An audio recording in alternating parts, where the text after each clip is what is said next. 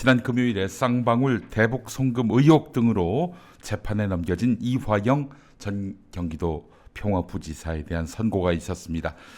신진우 부장판사는 쌍방울 대북 송금 의혹의 실체를 인정했습니다. 그래서 이화영 전 부지사에게 징역 9년 6개월을 선고했습니다. 징역 9년 6개월. 반년 모자란 10년 아닙니까? 대북 송금 의혹은 경기도가 북한 측에 지급하기로 약속한 스마트팜 사업비 500만 달러와 당시 이재명 경기도지사의 방북 비용 300만 달러를 김성태 전 쌍방울 회장이 북한의 실세에게 대신 전달했다는 것이 핵심입니다. 자, 여기서 문제는 경기지사 방북 비용 300만 달러인데 이화영 전 부지사는 쌍방울 측으로부터 억대 뇌물과 정치 자금을 받고 쌍방울이 북한에 거액을 송금하는 일에 공모한 혐의로 기소됐습니다. 재판부는 대북 송금과 관련해서 이화영 전 부지사가 당시 경기지사인 이재명 더불어민주당 대표에게 보고했는지 이건 언급하지 않았습니다. 쌍방울이 이재명 대표의 방북 비용을 댔다 이렇게 결론 내렸습니다. 이재명 대표가 방북을 안 한 것은 잘 아시죠? 네, 북한이 꿀꺽했다는 이야기인 것 같은데 자 이제 어떻게 될 것인가? 이화영 전 부지사로부터 이재명 대표가 보고를 받았는지 그러니까 공모를 했는지 판사가 판단하지 않았습니다. 그렇다면 이건 애초에 이재명을 죽이려고 수사했던 검찰로서는 숙제가 생긴 거죠. 이재명 대표와 이화영 전 부지사 사이에 공모 관계가 있었음을 밝혀내야 합니다. 작년 9월에 이재명 대표에 대한 구속영장 실질 심사가 있었잖아요. 이때 이것도 구속할 사유로 꼽혔습니다. 그러니까 이제 대북 송금권과 관련해서 이재명 대표가 알고 있었다. 그렇기 때문에 이 사람 붙잡아 놓고 수사해야 한다. 이렇게 검찰이 주장했는데 재판부가 기각했죠. 공모 관계가 불분명하다. 이것이 바로 기각 사유였습니다. 만약에 진짜 증거라는 게 있었다면은 검찰이 그걸 재판부에 안 냈을 리 없을 것이고요. 공모 관계가 불분명한 것은 뭐 사실 지금도 마찬가지인 상황인 것입니다. 이 친구들이 검찰이 이재명 대표와의 공모 사실까지 이번에 1심 재판부가 인정했다면은 곧바로 구속영장을 칠 계획이었죠. 아니 법원도 인정했는데 확실한 거 아니냐. 그렇기 때문에 이재명 구속해야 한다. 이렇게 나왔을 텐데 와 요건 쏙 뺐어요. 요건 쏙 뺐어요. 두 사람에게 공모 관계가 있는지는 판단하지 않았던 거예요. 신진우 판사가. 자, 이 참 앞으로 검찰이 숙제가 많아졌습니다. 그러니까 이재명 지사, 지금은 이재명 대표, 그리고 이화영 부지사, 지금은 전 부지사입니다만은 두 사람 모두 인정해야 이게 사실이 되는 것입니다. 자, 이 신진우 판사는 왜 그렇게 했을까요? 시절이 하수상한데 윤석열에게 올인하기 부담스러워서 그랬던 것은 아닐까요? 전 그래 보입니다. 네. 이화영 전 부지사 측은 즉각 항소할 방침을 밝혔습니다. 검찰의 기소가 부당한데 판사가 눈 감아줬다는 것입니다. 이렇게 검찰의 기소가 부당함에도 그 검찰의 행태에 대해서 판사가 눈 감아줬다는 것인데요.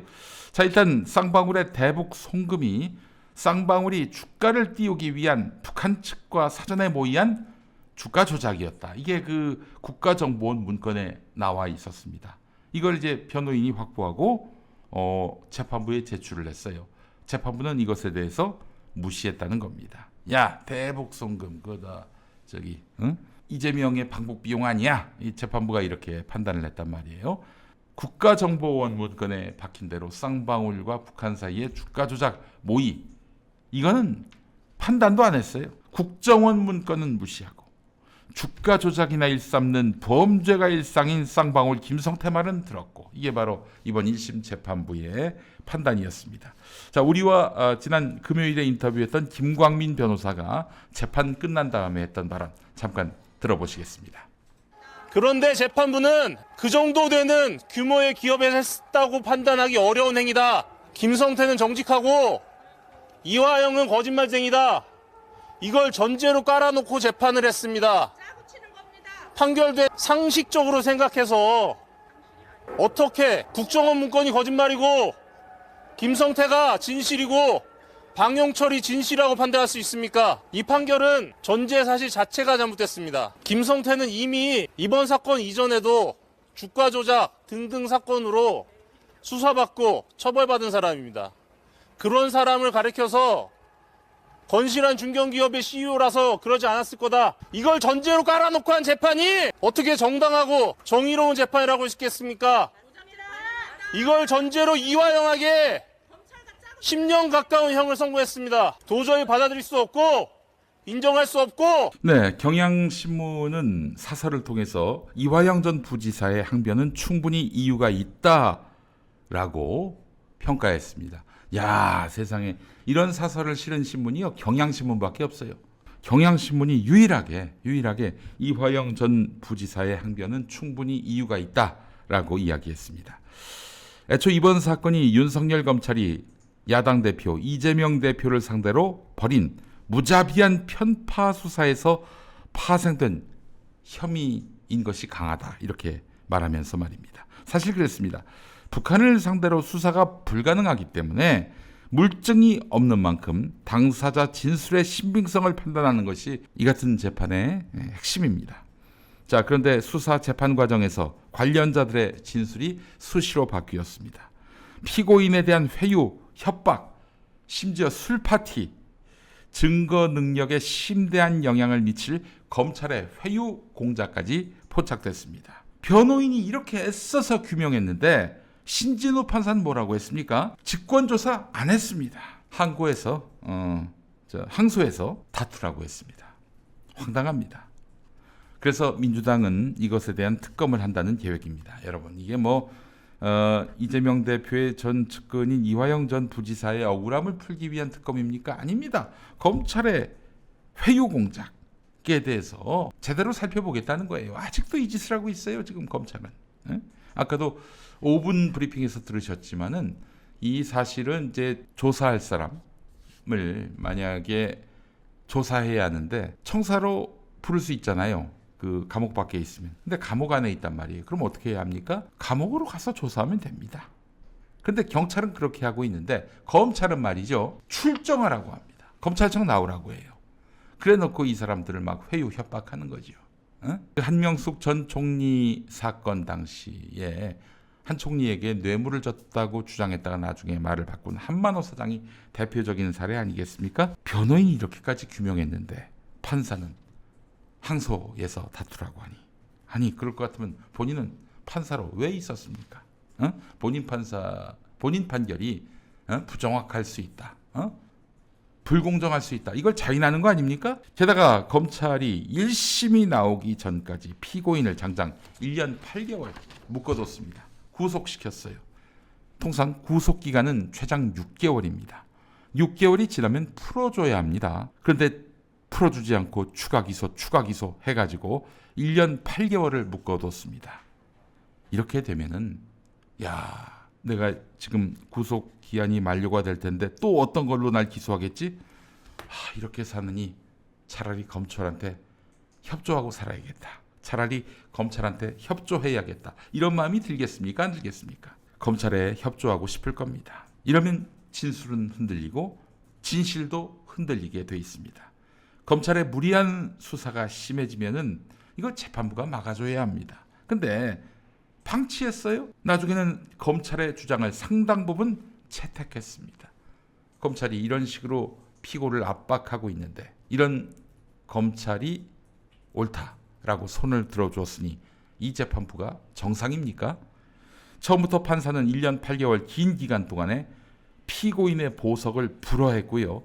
변호인이 사임하는 바람에 변호인이 부재한 상황에 빠졌죠. 기억하실 겁니다. 그때 피고인이 변호인의 조력을 받을 수 있도록 사선 변호인, 내가 직접 고용한 변호인을 선임할 기회를 달라고 요구했는데 재판부는 일방적으로 국선 변호인을 지정하면서 당일 재판을 속개했고 피고인이 가져야 할 최소한의 방어권마저 부정했습니다. 심지어 검사가 피고인의 변호인 접견을 방해하거나 법정에서 검사가 피고인을 위협하는데도 판사는 적절하게 대응하지 않았습니다. 오히려 피고인을 겁박하는 행태를 보이는 일까지 했습니다. 이거는 판사 출신의 김승원 더불어민주당 의원이 지적한 것입니다. 이번 재판은 검찰이 내놓은 오염된 증거 속에서 허우적대다가 끝내 절차적 정당성은 물론이고 실체적 진실까지 먹칠을 가한 그런 재판이 됐습니다. 독립성을 상실한 검찰은 글쎄요, 국민이 얼마나 신뢰할까요? 이런 가운데 헐거운 판결에도 검찰은 이재명을 기소하려 하고 있습니다. 명백한 물증이 나온 김건희는 출석 요구조차 못하면서 말이죠. 네, 이런 검찰의 처분이 공정하다. 법원의 판단이 공정하다. 누가 그렇게 생각하겠습니까? 그런데 이렇게 이야기하는 언론이 경향신문밖에 없어요.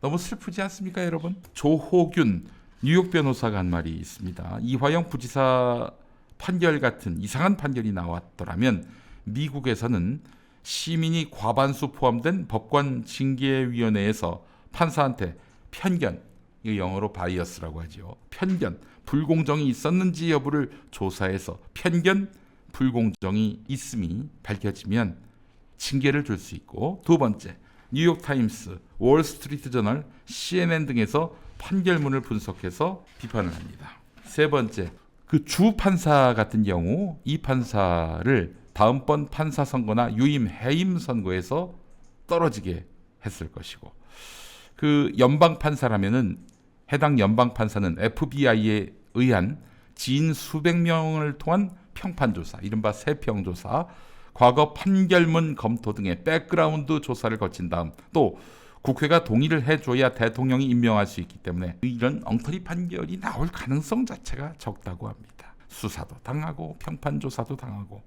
나중에 대통령으로부터 임명도 받아야 하기 때문에 엉터리 판결을 낼래야 낼 수가 없어요. 연방 판사라더라도 탄핵 움직임이 있을 수 있을 겁니다. 연방 판사가 다 옳다고 말할 수는 없잖아요. 클린턴 대통령 때 이상한 판결을 내린 연방 판사가 실제 탄핵 파면될 뻔했습니다. 공소장에서부터 양측, 그러니까 검찰 측과 변호인 측 제출 서면, 공판 녹취록, 판결문이 전부 공개되니까 판사가 지 마음대로 비합리적인 판결을 내릴 확률이 적습니다. 그렇잖아요. 모든 대중이 다 이 검찰 측, 변호인 측 서면을 볼 수 있으니 말입니다. 엉뚱한 판결을 냈다가는 자기 실력도 다 드러나는 거 아니에요? 일곱 번째, 무엇보다도 검찰과 변호인이 엄선해서 고른 시민 배심원단이 검찰 및 변호인들의 설명, 증인의 증언 등을 듣고서 특히 본 사안이라면 이화영을 압박하기 위한 출정조사, 국정원 자료에 의한 쌍방울 주가 조작 기록을 보고서 무죄 판결을 내렸을 가능성이 높다고 보는 것입니다.